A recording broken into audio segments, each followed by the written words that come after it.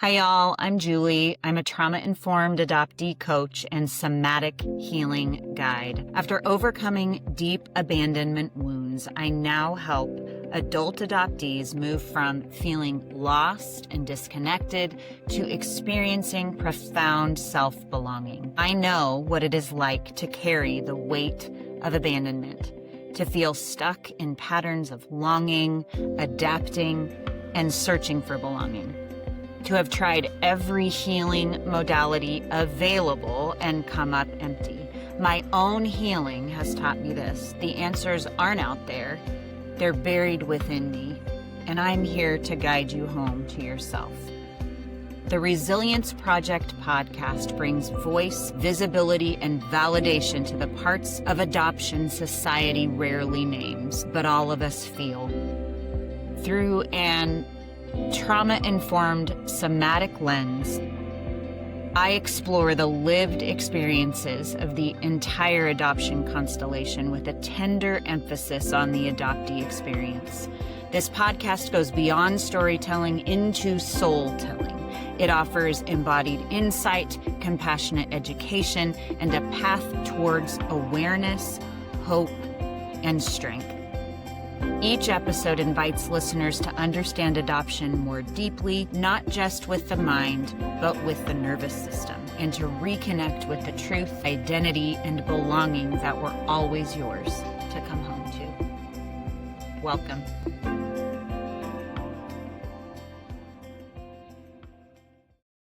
Welcome back to the podcast, everybody. As always, it is so great to be with you. Today's conversation is one that I've been looking forward to for a while because my guest is someone who actually came in to speak in my Revolution community, and everybody there already knows and loves her. So this past October, she came in and spoke on how the Enneagram helps us see ourselves and our stories with deeper understanding.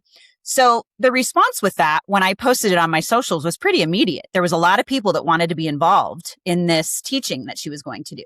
People finally, after listening to her, had some language for patterns that they had been living with inside their bodies their entire lives. So Jennifer Hiltebeitel is a certified Enneagram coach and a fellow adoptee. She was adopted through the county foster care system in Pennsylvania in the early 1970s, like me.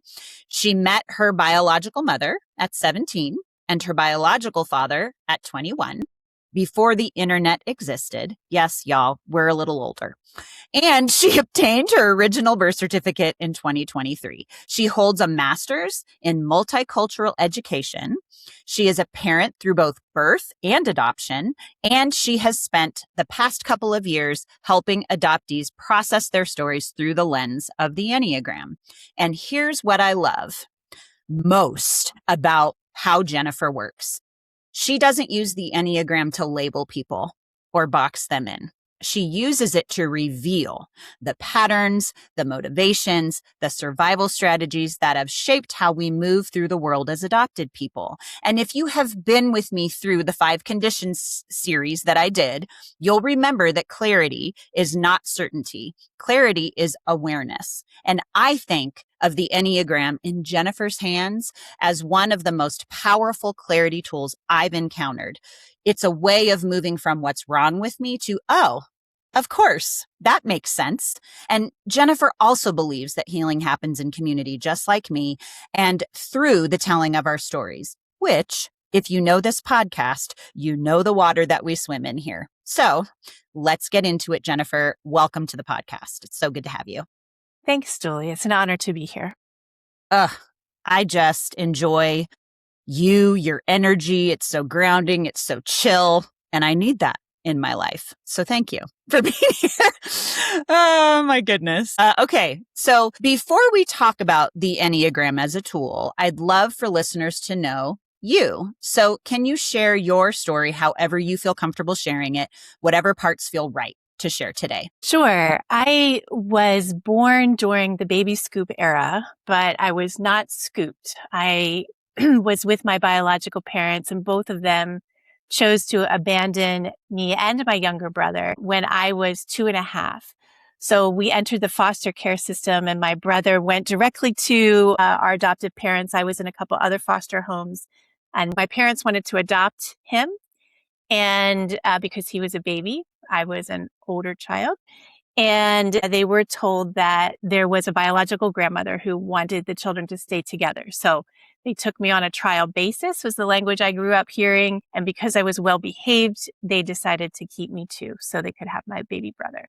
So we were adopted. I remember the adoption day. So I never had to be told, even though my brother and I are very, very, very fair with red hair. Our parents were olive skinned with black hair. So we got a lot of questions growing up. But adoption was never talked about. My dad, we would be asked in a grocery store, where'd you get your red hair? And my dad would say, oh, my dad had it when he was younger, which was true, but didn't apply to us. And I learned pretty early on that I could shut down the conversation by blurting out, we're adopted. And it was a taboo subject for most of my life. So when I was, we didn't have a happy childhood. It was my parents never healed from their own wounds and didn't know how to parent children with trauma. They didn't have the tools for that. And we were there to be seen and not heard. So my very big feelings and very big personality was not welcomed. And it was rough. And in high school, I had a guidance counselor way before his time, or way before our times. He was very attuned to the individual student. And it's through him and a social worker friend of his that I ended up connecting with my biological mother first. And then several years later, through her, even though they were divorced, I was able to meet my biological father and his side of the family. Wow. Okay. So, couple of things here that really stood out to me. You talked about being told that you were being kept on a trial basis. Mm-hmm. What was that like for you? Can you describe what you experienced, how you felt? Mm-hmm. I grew up, and I still wrestle with this, although I know it not to be true any longer. It's still part of my personality, and part of my experience is that I wasn't wanted by my first parents, or they wouldn't have left us, and I wasn't wanted by my second set of parents either, and that put me out on my own. Even though I was sheltered and I had food, I knew that I was pretty much on my own as far as my dealing with my own emotions and feelings. My biological brother, the baby, has had a lifelong wrestle with mental illness and addiction. And so I am the child who has and is caring for our mom in her last chapter. And each week I have to sort of wrestle with I'm choosing to go, I'm choosing to care. And yet sometimes I just want to say, and I have said it, where would you be, Mom, if you hadn't? And now she's very grateful. She's grateful for what I do for her. But I was never loved by my parents for who I was as a daughter. It was about what I could do for them. Yeah, I hear that story all the time, actually, from a lot of adopted people, and it's heartbreaking to me. So your biological mother and biological father, you said were together, were actually married. Is that correct? Yeah. Okay. That's correct. So do you have any other siblings from them? So not from the two of them together. Got it. My biological mother had a daughter. My half sister was 5 when I was born. She's 5 years older. And then she went on to have 2 other children with different men. So I think she has 5 children, 4 fathers. My goodness, that's a lot. So honestly, 17 and 21 are pretty young to hold that information. And so I'm curious, what do you remember about who you were then? I was a rebel with a cause, right? Seriously. I was a typical teenager, only in the fact that I thought that I knew everything. So I thought that if I met my biological family, that hole in my heart would fill up and I would be whole. I thought that all I needed to do was meet them and then I would know all of the answers. This was in the late 80s and the early 90s. Therapy for teenagers and college students was not a regular thing like it is now. It wasn't common. We didn't obviously have the internet. I didn't have access to books. I found out last year when I read The Journey to Wholeness by Betty Jean Lifton that it was written in 1995. And I thought, wow, I could have really used that in 1995. Yeah. But we find the resources at the time in our life oftentimes that we need them. So last year was a good time to find that book. But what I remember was that I was drowning, and there wasn't anyone to help me make sense of it. My freshman roommate got late night. We had a lot of late night conversations, and her family was a gift to me that year because I met my biological mother right at graduation, high school graduation, and leaving for college. So, but she didn't know anything about adoption or trauma and loss and grief of the adoptee. So what I remember about my 17-year-old self is that I thought this was going to fix everything, and it didn't. Yeah, understandably. Okay.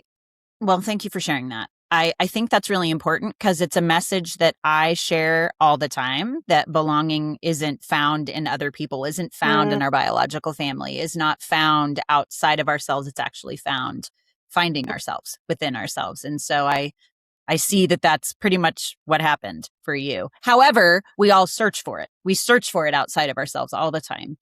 And with that, we search for who we were, the connections to our culture that we didn't have, or our history. And you were able to get your original birth certificate in 2023, which a lot of us, depending upon the state that we're in, are not able to do that we were born in. So I'm curious, what was that like for you? Because I know it's a little different for you. It's a little different in the fact that I already knew my birth name, and I knew the names of my biological mother and father. It is through community with adoptees where I learned in 2023 that from another adoptee that Pennsylvania had opened up original birth certificates for adoptees in 2017. And she was shocked that I didn't know and that I hadn't requested mine. And I thought, oh, what does it matter at this point? And then I thought, no, it's mine. It belongs to me. And so I paid my $20 and it arrived in the mail. And it was a bit surreal because I think, what if I had that all along? And I did discover middle names of my birth parents, but it was more of I need to do this for all adoptees. For those of you in California who are born in California and other states that don't have access, I need to get this and it's mine and I should have it.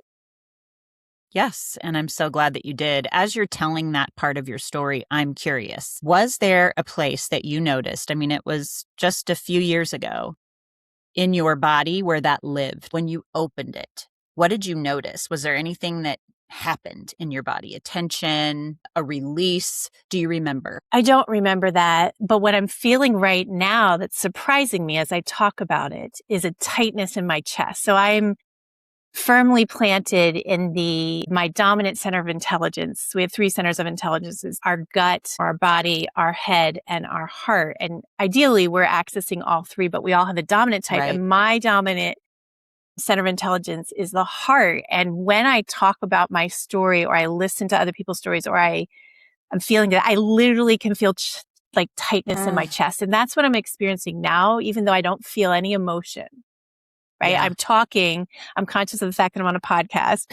And so I'm not feeling emotional, but there is a tightness in my chest. And so I think my guess is that a lot of what my body holds for me is held in my heart, or not literally in the muscles of my heart, but in my chest area. Yeah. In your chest center is what I would call it. And it's interesting because in the work that I do, that is the center of love and the center of grief. And we hold a lot there as adopted people. So it would make sense. So I appreciate you sharing that. And I think it also says or speaks to the whole fact that our body remembers what our mind does not. As adopted people, we hold a lot in our body. So thank you so much for sharing that, Jennifer. Sure. So I'm curious, shifting gears a little bit here. How did the Enneagram find you? Was there a moment where it clicked as an adoption healing tool, if that's what you would call it, not just a personality framework? The Enneagram first found me in 2017 when it seemed like all the podcasts were talking about it. And I am not a bandwagon girl. I couldn't even pronounce Enneagram. I was like, oh, there's that Ennea something again. What's that about?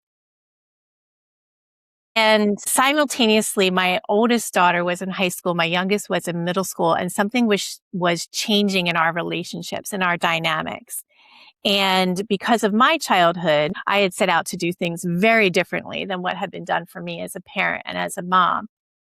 So in 2018, when I was looking ahead to the year, I thought, I really want to figure out what this Ennea thing is. And I'm curious if it's something that would help me in my relationship with my daughters.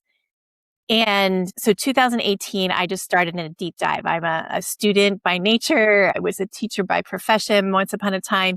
And so it's my nature to, if I'm going to read about something, I'm going to do it 100%. And so as the year went on, I realized it was shifting the way that I was acting, thinking, and doing in all of my closest relationships, including mine with my husband and with both daughters. It wasn't fixing anything, but I was changing. And I thought, oh, wow, there's something to this Enneagram wisdom, only to discover, of course, it's been around for many, many decades. I just discovered it. I'm a late bloomer. And so as those relationships started to shift, or my perspective on those, my parenting strategies changed, I realized that, again, I was parenting both of my daughters the way that I wish that I had been parented. Yep, totally get that. That worked up until a certain point. And then as they were becoming their own individuals, it was no longer working. And so fast forward a few years, I became certified, kept doing my research. And after the initial surge of the pandemic, I discovered the wonderful world of Zoom and discovered Adoptee Voices, the Adoptee Mentoring Society, and started having Zoom conversations with adult adoptees for the first time in my life. Yeah. I had worked with providing my youngest daughter with as many contacts with peers for her, because it's something I was missing when I was a child, but I didn't even know to look for community for myself. And so as I'm listening to other adoptees share their stories, both on Zoom and on podcasts, I was starting to see themes of adoption being mirrored back to me, while also holding this quote unquote newfound knowledge for me of the Enneagram and looking at the way that our personality responds to our experiences, particularly in those early developmental years, was huge. And so two of my passions merged, and here we are at the intersection of the adoptee journey and the Enneagram. Yeah. And I love what you post. I am so fascinated by the Enneagram myself. Similar to you, I stumbled upon it later and became enamored with figuring things out. I read a couple of books about it, just exploring how fascinating it was. So I love that it led you to do what you are doing now. And a lot of people encounter the Enneagram, they call it a personality assessment, which I don't really see it as that. I see it as more of a spiritual growth tool, especially when you read about how it was founded. But it's not really a party trick or a label. It is something that you handle very, very differently and very, very gently. I remember in the time that you spoke in Revolution, you didn't like people going, I'm a 4, or you're a 7, or doing that stuff. So how do you hold it differently? Yeah, as soon as people find out that my work is within the Enneagram and using the Enneagram as a tool for growth, they're like, oh, I heard about that. And I took a test and I'm a type such and such. And I never know quite how to respond to that. I want to say, so how has that helped you become a healthier individual? But I don't. Right. I usually just smile. And if they want to know more, I see the responses. I don't think that a test can identify your motivations. And the Enneagram is I agree. different in the way that it gives you a map of your personality. and it gives you places, a way to grow. It identifies not who you are, but the coping mechanisms or the strategies you've developed that you thought you needed or you did actually need to survive. And so for me, I love helping individuals identify their dominant type. That is important in a typing session to figure out, if you don't know, what your dominant Enneagram type is, so you know where to go on the map. However, most of my clients come to me having already dabbled in the Enneagram, thinking they know their type. Sometimes they're very sure of their type. And our sessions are around the patterns of thinking, acting, and feeling that are no longer working for them. And then what? So what? I often say, if I'm feeling particularly sassy and someone says, "Oh, hi, yeah, I'm a so-and-so," I'll say, "So what now?" Because just knowing a number doesn't help you on your journey. It doesn't help you take steps towards healing. Yeah, it's what are you going to do with that knowledge, right? How are you going to grow forward? I love that. So you've said the Enneagram builds understanding and compassion for our whole selves. What does that mean for adopted people specifically? People who often feel like their story has missing chapters and is fragmented. Yeah, I think many of us as adoptees confuse who we are with who we became to survive Yeah. what happened to us. So we get that mixed up. The Enneagram cannot fill in the missing chapters. They are loaded with loss and grief and trauma. And the Enneagram can't, quote unquote, fix all that. But what it can do is help us see adaptive patterns that we built to survive. And when we can identify the mask, right? Personality comes from the Latin word persona. Mm-hmm. When we can identify the masks that we're wearing and we can remove them, then we start to see and experience who we are meant to be. Unfortunately, it's not a once and done thing. It's like any growth journey. It's cyclical. Yeah. Yeah, it's beautiful. And I love that you do that work with people, because adoptees often develop those survival strategies that you were talking about, the people pleasing, the hypervigilance, shape shifting, self-abandonment. I was so good at all of those. How does the Enneagram help somebody see those adaptations without shame? Well, anything I've learned about shame, I've learned from Brene Brown, right? Yeah, me too. She's my fave. She says that shame cannot survive being spoken. So when we can name our coping strategies, our survival strategies, naming them brings them into the light, and shame can't live where it's been spoken. I often ask my clients to spend a week initially after our first or second session to look objectively at themselves, almost like a bird's eye view, for a week. And I often say to them, I want you to look with compassion, almost as if you're a third person looking at yourself, or in third person.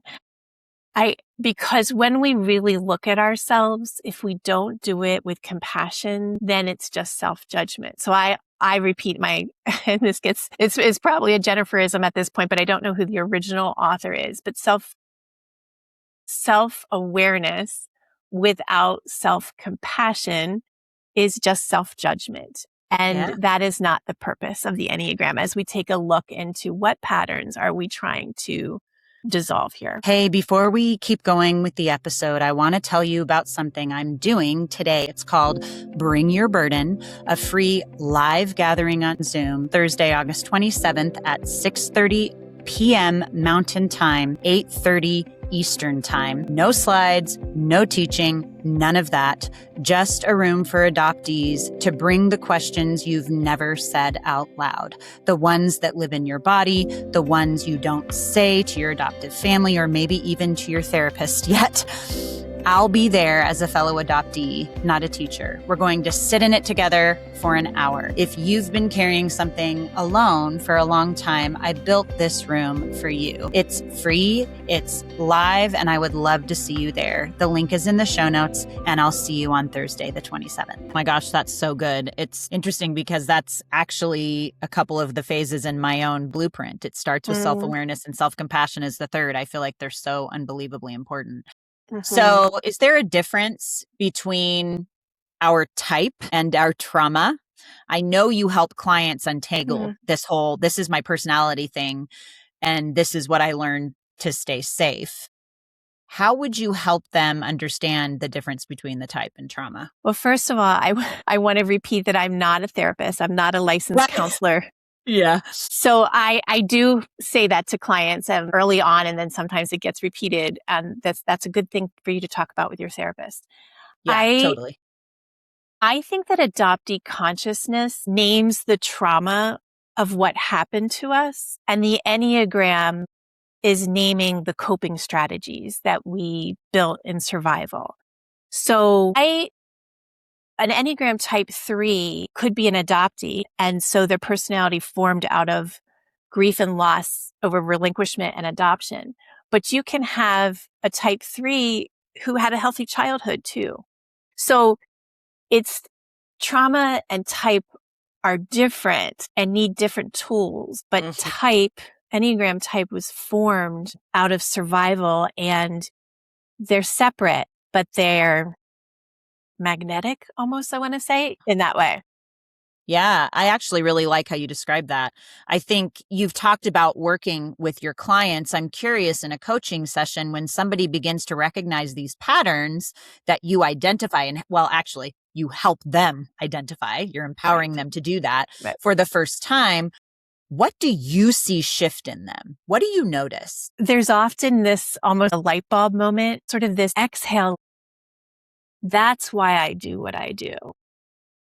Sometimes there's almost a head bow, and I can almost see the shame. And then that's where I jump in with, remember, we're developing self-awareness with self-compassion. This is not make you a bad person. This doesn't make me a bad person. This is something to identify, something to name, and to say, is this still working for me? Is this pattern still working for me? And then, of course, we're also looking at our assets. My friend Jackie Contessa talks a lot about, instead of strengths and weaknesses, assets and liabilities. We don't spend all of our time in coaching sessions talking about the liabilities of our personalities. We want to also make sure that we're seeing the gifts underneath that mask of our true self. So beautiful. And I even love how you described the reaction in the body. You did it so well, specifically the shame one, the head going down. That's what I do. You know how Brene talks about the crying hides or the mean nasties? Do you remember that's how she described it? I am a crying hider. So whenever shame comes on me, you will see me physically almost recoil. And so your description about that was so good. And when you see that, it's so beautiful to be able to let somebody know, listen, there's no judgment coming from me. So let's not judge ourselves. My word is be curious, because curious really does interrupt that whole judgment idea. And you bring that to them. And I love that so much.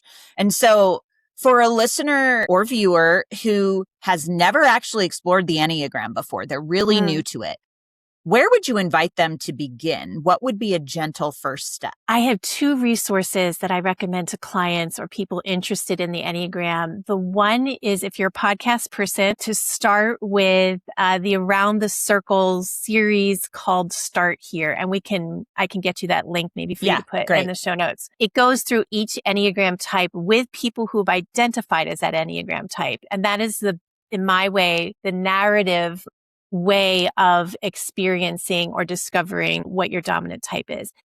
Also, there is a friend of mine, she's known as the Aligned Soul Company, I think, on Instagram. She just a few months ago, after a long time of writing, came up with a $9, I would call it, I don't want to butcher her work, but a toolkit basically where you can discover a very in-depth deep dive to your type that's not a test, but I more love that. more educational. I have not been through it yet at this point, but I've recommended it to a couple of clients as a tool to start, a place to start. Well, that's so great. I would love that link too, if Yeah. possible. I think that would be very, very beneficial. It is not an easy thing. An assessment, unless it's really studied, there's one that I think I've brought up to you that I have recommended to people because it's been peer reviewed. It's called the READY assessment. You've probably heard of that, but it's involved, man, and it takes time. And one of the most beneficial way that I've been able to find it is by just being curious about myself and learning the different Enneagram types to figure out which one really, you know what did it for me was there was one book that I read, The Road Back to You. So I read that book and it was talking about the Enneagram 1. And one of the things that it said was, do you monitor people who load your dishwasher? And I laughed out loud. I was like, oh my gosh, yeah, I totally do that. They have to load it a specific way. And and I liked that I laughed at it, right? Because old me would have probably judged myself like, oh my gosh, you're a horrible person. You make people feel uncomfortable with that. Crazy. But that was a big indicator for me. It was when I realized, oh my gosh, you see me. And so it's kind of was a coping strategy for me. It was let me control everything around me in order for me to feel safe. So really, really fascinating to me. I'm sure we could go down a rabbit hole there. But with that, even in mind, are there common mistypes or traps that adoptees fall into when they first explore this work? For sure. There's lots of mistyping, and I couldn't possibly go through every scenario of mistyping. I think it's what we've already talked about, Julie, where people take a test and then they take what the test said and they're like, yep, I'm a type 7. Okay, good talk. Instead of staying curious and learning about the depthier parts of the Enneagram. How do I respond in stress? What are my coping strategies? What does, all the different triads, groups of threes, that give us more information, more naming of why we do what we do. I think that a lot of the misuse of the Enneagram is looking at behavior only. Yeah. And not at the motivations of why we react instead of responding. Why do we find ourselves in the same pattern loop of thinking, acting, and doing? And how might I shift the way that I respond in the world? We can't turn off the way that we were naturally created to be. But what masks are we wearing? And so there's where I feel a lot of the misuse of the Enneagram happens. It's a meme on Instagram.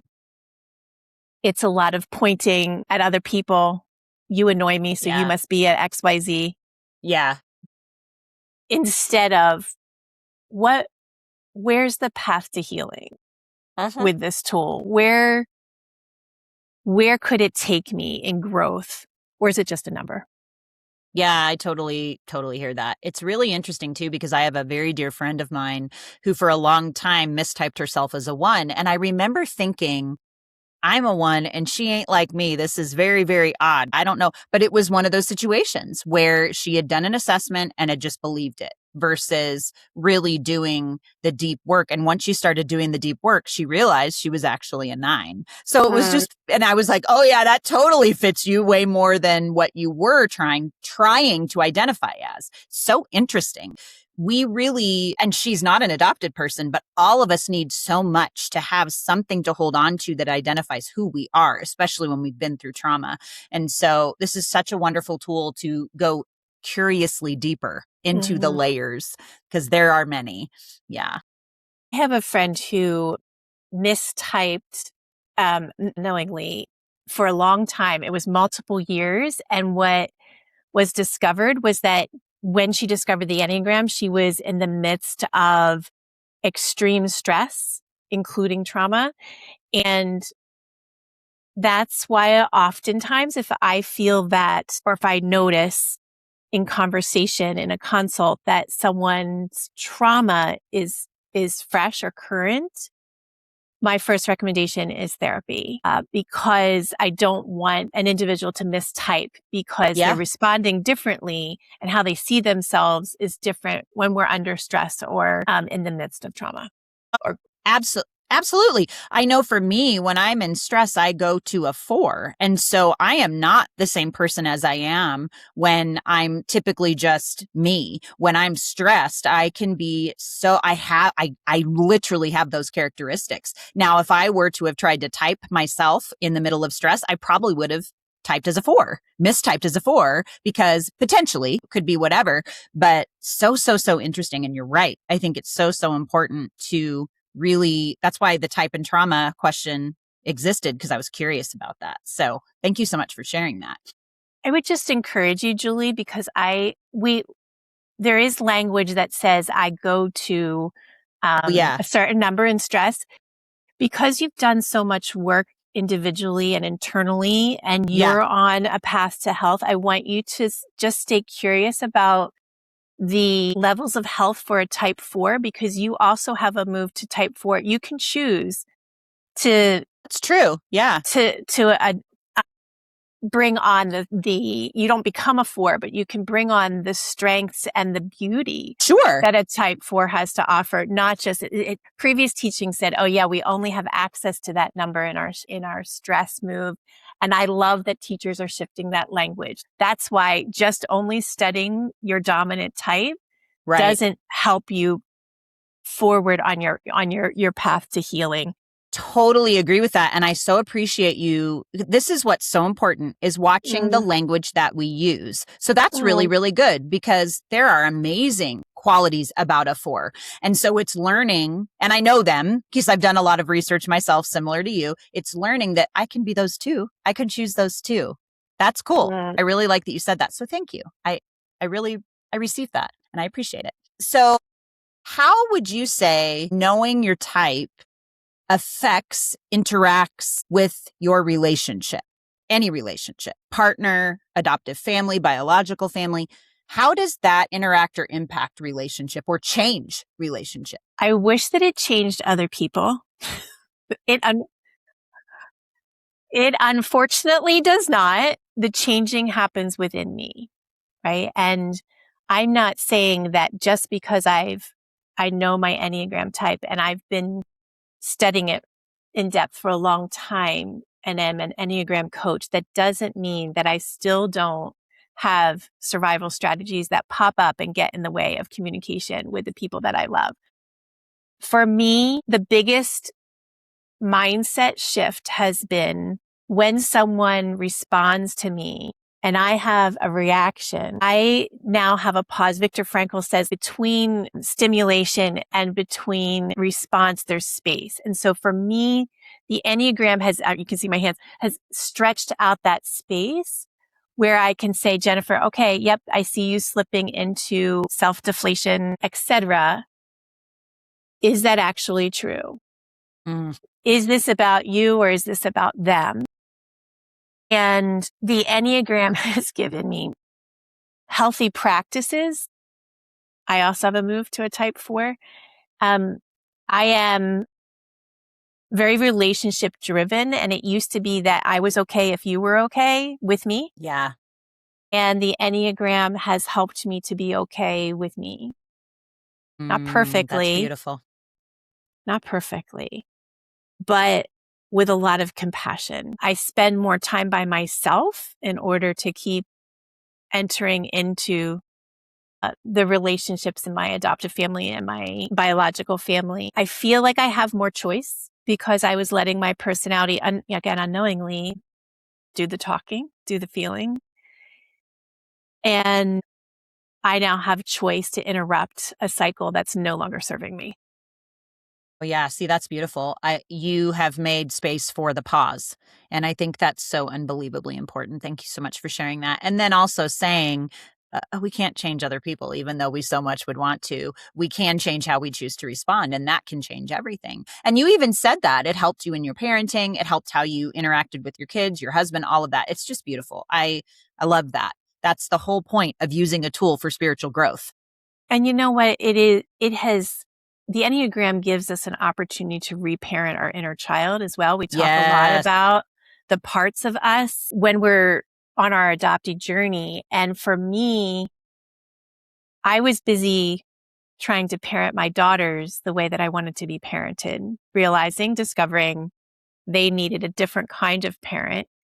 And I'm working on being the parent that they need and not the one that I wish I had. But there are many parts of me that could use that reparenting, the parenting I didn't get. And the Enneagram has given me language and skills for that. Yeah, totally. So such a huge part of what we deal with as adopted people. I appreciate you sharing that. And I know we've had this conversation. I know you believe this. I said it in the intro that you believe healing happens in community and through the telling of stories. So why do you feel like being witnessed is so essential for us adopted people? I think what? That's a deep question. Well, you just went, whoof. Yeah. I think it goes back to the shame, right? When we're not in community, this doesn't only apply to adoptees, but since we're here. Sure, right. As adoptees, talking to adoptees, when we're in community and we hear other people naming their coping strategies or what happened to them, that mirroring helps us heal a little bit. That, oh, me too. Oh, wow, our stories are really different, but we both struggle with people pleasing. Oh, wow, me too. There's something about remaining in isolation that keeps us stuck, our perspective is narrow. It's only through our lens, no pun intended, name of my business. Right. That we see. But when we're in community, we learn that we are not, I don't know how else to say it, but not alone. To not be alone on our journey is invaluable. Well, and I think that's a powerful thing to remember and state. I say it all the time. You are not alone. You never are. And it's so important for us to know that. So with your own ongoing reunion, these have been long-standing relationships for you, extended biological family that you have met over the years. What has all of that taught you that the frameworks couldn't? I don't have a relationship with my biological mother or my biological father. I see my biological father maybe once a year or so. I have relationships with extended family. I had a long time, 20 years with my paternal grandmother before she passed away, which was a gift I could never have imagined. And being with biological family and hearing different versions of the same event on why I was abandoned gave me confidence to know that what happened to me was about the two adults involved and not because I was unwanted or unlovable. I was shocked to discover a very extended family on my biological father's side who not only remembered me, but had babysat me, who had waited, who remembered how old I was, who were looking for me. And so I was prepared for the secondary rejection that I did receive from both biological parents initially. I wasn't prepared for the love and the welcome. And I'm hesitating with my words because I've been rejected. I know what it's like. And I know that not all adoptees get this gift. Right. But to know that I was welcomed and loved just because I was family was huge. I did get that from adoptive grandparents and cousins and aunts and uncles as well. Again, all four parents messed it up. So it taught me that long before I knew about personality typing structures. And so now with that structure, that personality typing structure, I've come to see the layers of what grew out of believing a lie that I wasn't wanted, that I wasn't loved. And so I'm thankful that I had the opportunity to hear from people, to know people from my biological family, to still be in relationship with biological family who love me just because I'm connected to them biologically. But I will say I had that in my adoptive extended families as well. And I'm very close to several cousins. and aunts and uncles, but it's been a long road of learning. Right. Yeah. And I so appreciate your thoughtful response that you Mm, didn't just knee-jerk react, that you took the time mm, to really put together words, even though they were hard to find. So thank you so mm, much for that. That was beautifully done. So for the last question, I'd like to ask you, if someone is listening and still or viewing and still asking, what is wrong with me? What would you want them to hear today? mm. We've said it, I think. When I read Dr. Bruce Perry and Oprah Winfrey's book, What Happened to You, it shifted the language for me as well. And it might have been around the same time I was discovering community with other adoptees. But Dr. Perry, after years of research, said the question, when I am helping a child, a young person with intense, severe mental illness, I no longer say, what's wrong with you? I say, what happened to this person? And I keep coming back to that is I would encourage an adoptee to say, instead of every time I think what's wrong with me, which I thought for many, many years, could I shift to ask myself a different question? Could I shift and say, what happened to me? And I see coping strategies that are Mhm. no longer working for me. So where can I go from here?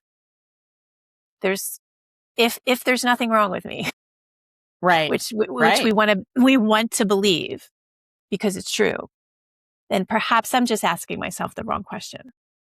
Yeah. Oh, gosh, that's so good, Jennifer. I thank you so much for that and for this conversation. I think even just that last snippet that you just described, switching your perspective from what's wrong with me to what's happened to me, is so unbelievably important. And then even when I'm just going to say it, called me out a little bit on my language, I just felt so, and no, I appreciate it.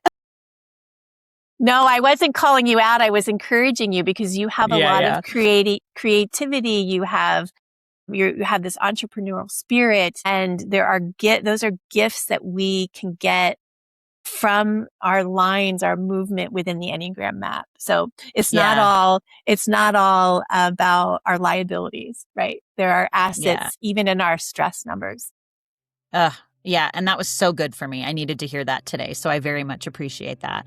So, friends who are listening and watching, if something in this episode resonated for you, if you heard your own patterns being described, maybe even for the first time, I want you to know that's not an accident.